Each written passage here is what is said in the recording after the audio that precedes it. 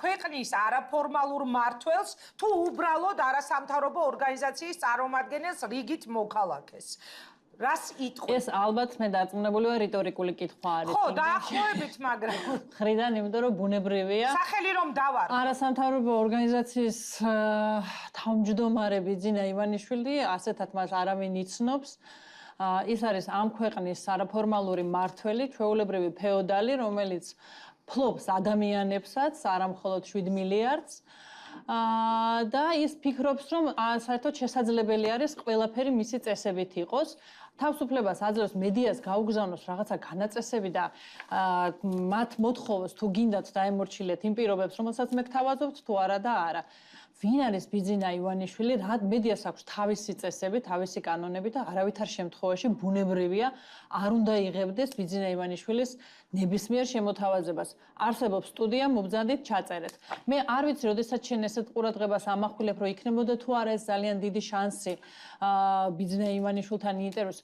რა შანსი არის ასეთი? არ ვიცი. არა, შანსი, მოდი მე დავაკონკრეტებ, ანუ ძალიან ბევრი კითხვა არის რუსთავი 2-ის საქმეზე განსაკუთრებით პირადად ბიძინა ივანიშვილთან, მედია თავისუფლებაზე პირადად ბიძინა ივანიშვილთან და ამ ყველა კითხვის პასუხის მოსმენის შანსს გულისხმობ. ანუ ძალიან საინტერესო. მაგრამ არ ამგონია რომ რამე ახლა ბიძინა ივანიშვილის აზრი ჩვენ ვიცით ამ ტელევიზიასთან დაკავშირებით, რომ ის უნდა დაუბრუნდეს კანონიერ მფლობელს და სწორედ მისი ხელმძღვანელობით მიმდინარეობს ეხა სასამართლო პროცესი, ამიტომ არ ამგონია რაიმე ახალი გაგვეგო მასთან ინტერვიუს შემდეგ, ან ინტერვიუს დროს.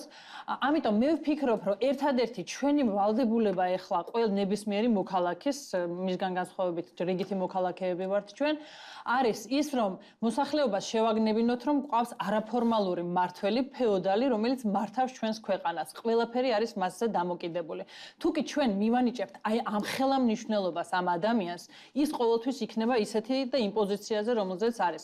არავითარ შემთხვევაში მედია არ უნდა დათანხმდეს მის წესებს და წამოუყენოს თავისი მოთხოვნები, თუ უნდა მას გამოიყენოსოს, თუ არ უნდა არ გამოიყენოს. არავითარ შემთხვევაში არ უნდა ვისაუბროთ მასზე, ყოველთვის უნდა გავამახვილოთ უბრალოდ ყურადღება, რომ ის არის არაფორმალური მმართველი და ჩვენ სამწუხაროდ ვანიჭებთ აი ამ სტატუსს. იქიდან გამომდინარე, ადამიანი თავის წერილში, თავის ინტერვიუში სალომე ასათიანთან არ ვიცი მე მეტი რა მტკიცებულება გვინდა იმისათვის, რომ დავინახოთ ადამიანი ამდენი სამწუხაროდ გონიერება არ გააჩნია, რომ დამალოს ეს და ისე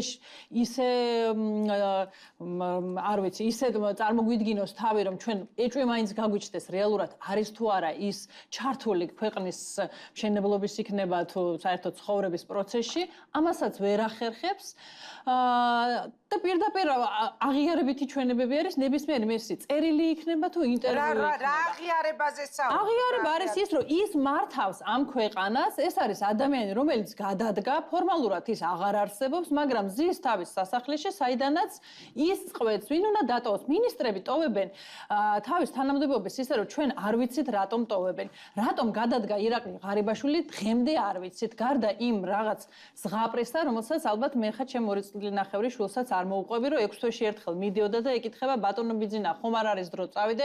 არ ვიცი ეს რაღაცა კომიქსების შინაარსებს გვიყვება ეს ადამიანი.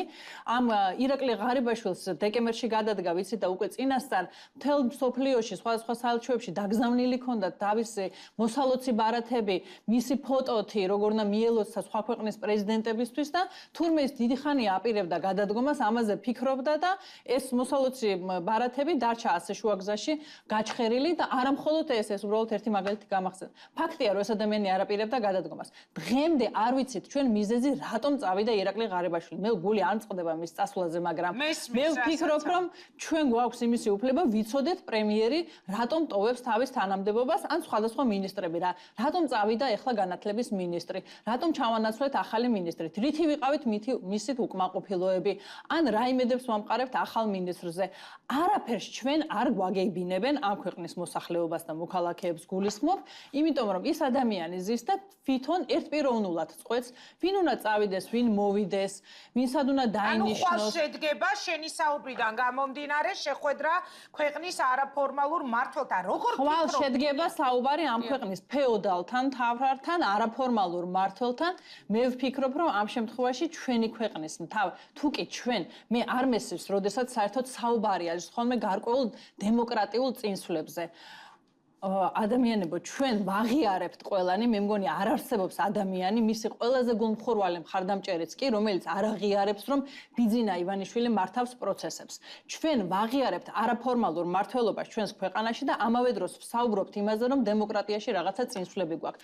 ეს არის აბსოლუტურად ალოგიკური, აბსურდი, რომელსაც ვერსად ვერ დავამტკიცებთ და გაუგებარია საერთოდ რა დემოკრატიაზე არის ლაპარაკი, როდესაც ვიღაც ადამიანი, რომელსაც სახურება მხოლოდ ისა ჩათვალა იგივე უმწვავესი ინტერვიუ სალომე ასათიანმა, შემდეგ მისი Facebook სტატუსი გახსოვდა. სალომე, მე ჩემი პირადი აზრი არის, რომ ბიძინა ივანიშვილი არ ელოდა იმას, რაც სალომე ასათიანთან დახვდა, თორემ აუცილებლად აი იმ ფორმატის ინტერვიუს შემოგთავაზებდა, რომელსაც ხვალ ატარებს, სადაც მოდერატორი იქნებოდა აუცილებლად, რომელიც ვიღაცებს მიკროფონს გაუთიშავდა და ასე შემდეგ.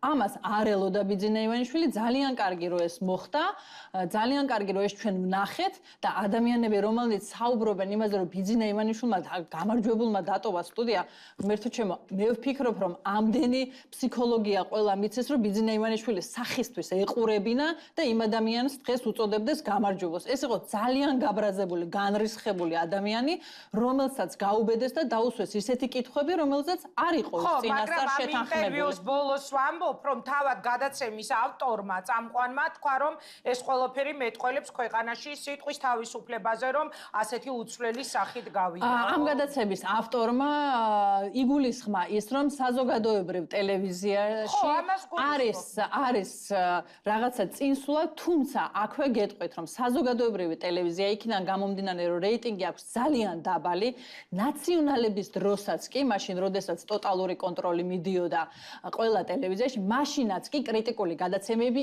იქაც იპარებოდა.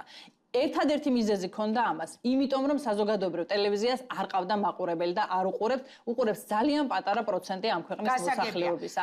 ამიტომ ეს არის ერთადერთი და სალომე ასათიანმა თავის პოსტით მას უნდოდა ეთქვა, რომ საზოგადოებრივ ტელევიზიისთვის, ასე ვთქვათ და თანადგომისთვის მათთვის გამოეცხადებინა მადლობა და არა ბიძინა ივანიშვილისთვის მადლობა სიტყვის თავისუფლების მოტანილს. კი ბატონო, კიდევ ერთი კითხვა მინდა დაგისვათ, როგორ ფიქრობ, რატომ გადაწყვიტა ეხლა ბიძინა ივანიშვილმა ცალკე რუსთავიორი ტაბულა თუ მთლიანი მედია ერთად რატომ გადაწყვიტა მან რომ შეხვდეს ქართულ მედიას და როგორ წარმოგიდგენია შე რა ფორმატში იქნება ჩვენ ნანახი გვაქვს ძალიან მძიმე ფორმატი რა ფორმატის გვაქვს ნანახი ვფიქრობ რომ აბსოლუტურად იგივე ფორმატში იქნება მოდერატორი რომელიც განსაზღვრავს ვის უნდა მისცეს სიტყვა ვის რამდენი წუთი დაუთმოს და ბიძინა ივანიშვილი ელაპარაკებს როგორც ამ ქვეყნის მოქმედი პრეზიდენტი მე ვფიქრობ რომ დემოკრატიულ ქვეყნებში არც მოქმედი პრეზიდენტები არ უნდა იქცეოდნენ ასე და არ უნდა განუსაზღვრავდნენ ვის აქვს 1 წუთი და 20 წუთნახევარი საუბრის უფლება, მაგრამ ასე მოიქცევა ბიძინა ივანიშვილი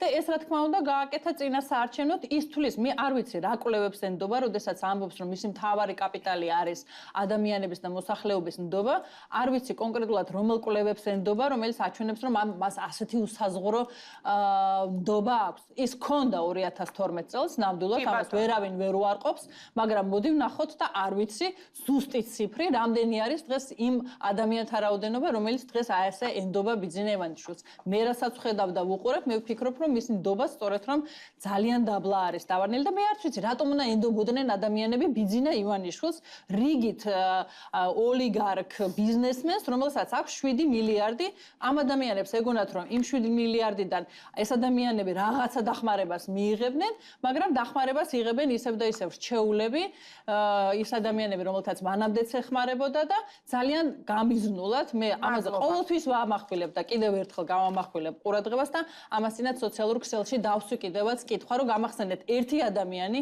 ვინც ბიძინა ივანიშვილის პენსიას იღებს და დღეს კრიტიკული არის მის მიმართ. ეგეთი ადამიანი პრაქტიკულად არ არსებობს და ამიტომაც მე ამიტი არის ეს ადამიანი ვინც ფიქრობს რომ ბიძინა ივანიშვილი ამ პენსიებს უანგაროდ გასცემდა ან კი გასცემს დღეს. მადლობა ნინია, რა თქმა უნდა ფინანსური დამოუკიდებლობა დამოკიდებულება ყოველთვის თავისუფალს ხდის ადამიანს და ფინანსური დამოკიდებულება ხშირ შემთხვევაში ამ თავისუფლებას აკარგინებს. წარმატება მინდა გისურვოთ. ძალიან დიდი მადლობა რომ იყავით ჩვენთან ერთად.